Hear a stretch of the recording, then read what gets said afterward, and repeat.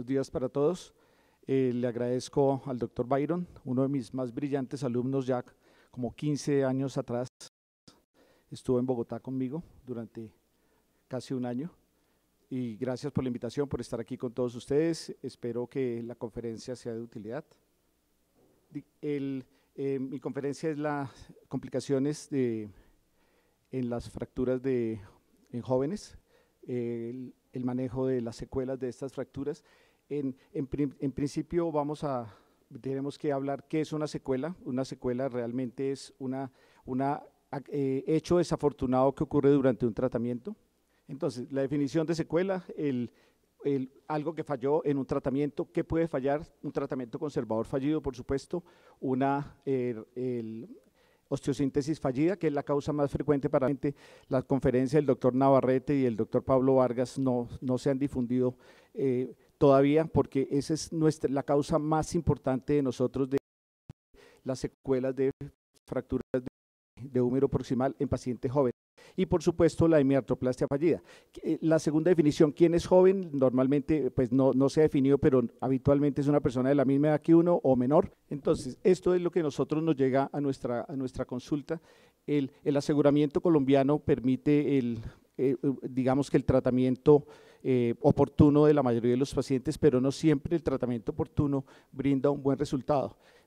Las secuelas de las hemiartroplastias es otra de las causas en que nosotros tenemos secuelas en estos pacientes que son jóvenes, y realmente es un reto el tratamiento con las fallas, y la falla arranca en no hacer una buena osteosíntesis. Creo que lo crucial y el manejo como debe comenzar es evitar que haya problemas de este tipo. Para nosotros, y también por la enfermedad de la luxación inveterada de hombro en pacientes jóvenes, también como causa de trauma y como causa de necesidad de prótesis reversa, el uso de prótesis en pacientes jóvenes.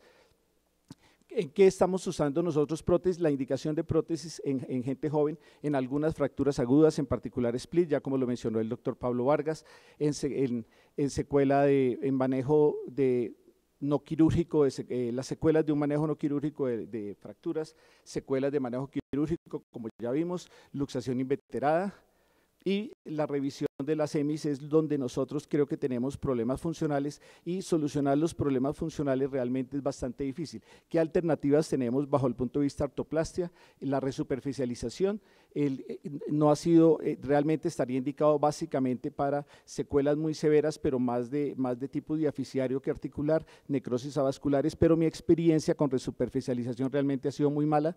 Lo hice hace unos 10 años, ya desistí de eso, y creo que es una buena cosa, pero realmente las manos nuestras no funcionó bastante.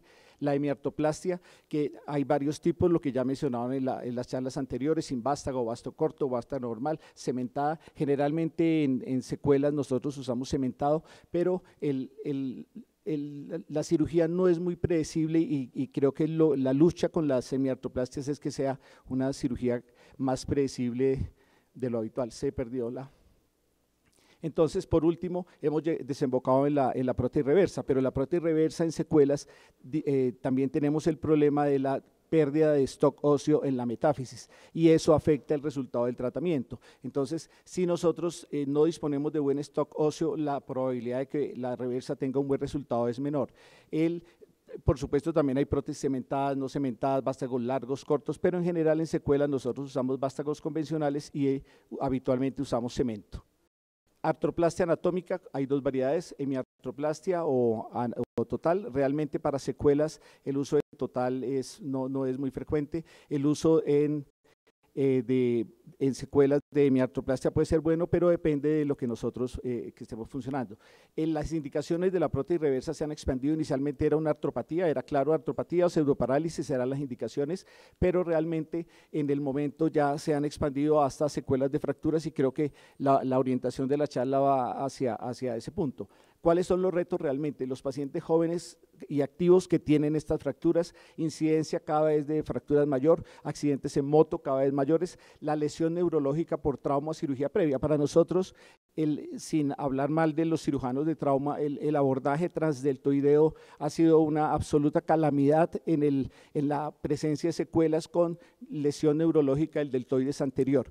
Menos mal que está el doctor Basem, que nos puede ayudar con la transferencia del pectoral como deltoides anterior, pero esta secuela es muy difícil de solucionar en los pacientes habitualmente, y en particular cuando el abordaje también se asocia a disrupciones anatómicas. Este es un paciente con una pectum excavatum que fue quirúrgico, hizo una luxación inveterada. Entonces, en lo que hemos hablado nosotros, hay una parte de patología tercermundista, una parte de cirugía, que las cirugías, a pesar de estar indicadas, no fueron bien realizadas o no se tuvieron todas las consideraciones técnicas, y ese es el principal generador de secuelas que requieren prótesis en nuestro medio, al menos en Colombia. Este es un variopinto de todas las opciones: infecciones, osteosíntesis fallidas, necrosis avascular o de todos modos fracturas que no consolidaron o no fueron adecuadamente. Entonces, realmente donde debemos enfocarnos, yo pienso que el tratamiento con prótesis de las fracturas es útil para estas secuelas, pero creo que debemos enfocarnos es en que no ocurran estos hechos para evitar tener que usar prótesis en pacientes jóvenes. Entonces, el espectro clínico también varía. Hay pacientes que tienen, como atrofia muscular, rigidez progresiva, las malas incisiones que van a perjudicar el tratamiento, ese paciente que es una secuela de una hemiartroplastia. Entonces, todos estos hechos generan quirúrgico y una muy gran dificultad técnica en la realización de estos procedimientos. Este es otro ejemplo: las incisiones transdeltoideas con una incisión de retiro de material que es deltopectoral. Entonces, casi todos los pacientes que tienen problemas con la incisión transdeltoidea terminan en deltopectoral, pero en manos del cirujano de hombro, no en manos del cirujano de trauma. Y por supuesto, lo que hemos mencionado previamente con la lesión neurológica.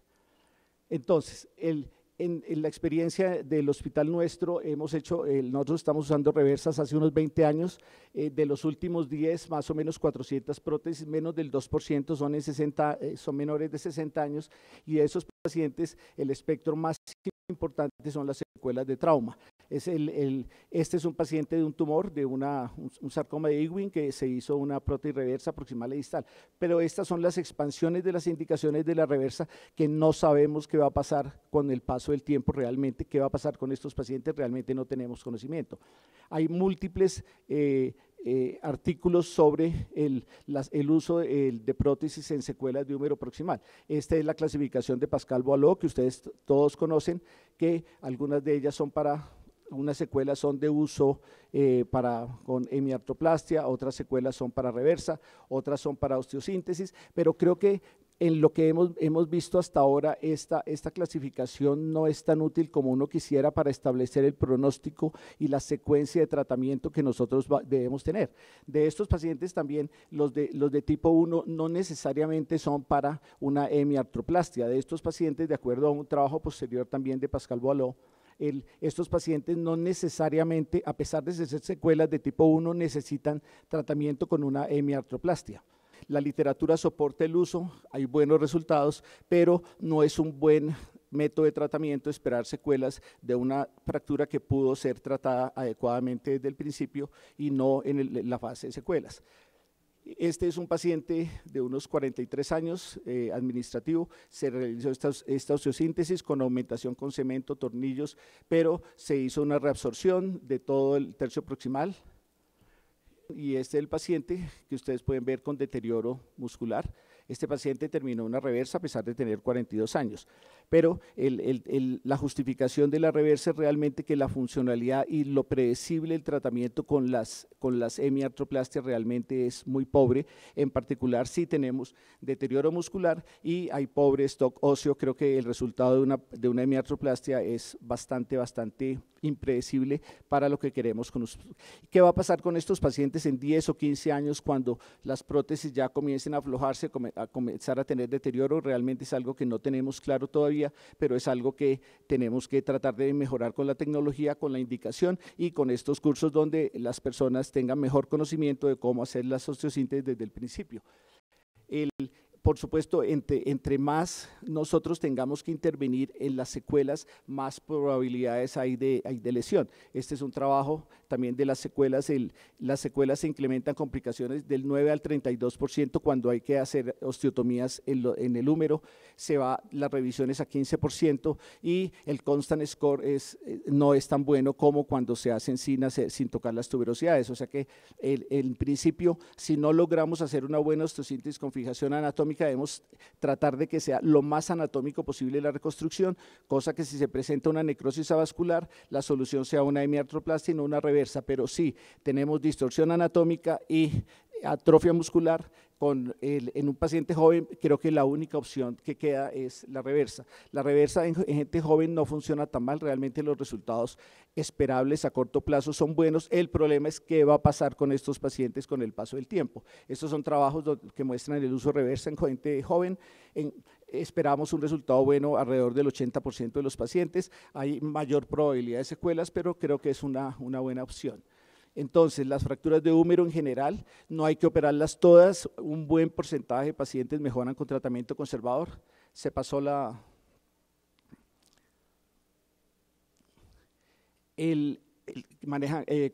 osteosíntesis puede ser una buena opción desde que esté bien hecha, o sea, no hay que descartarla del todo. Me parece que la placa funciona bien en el paciente que está indicado con una adecuada reconstrucción de las tuberosidades.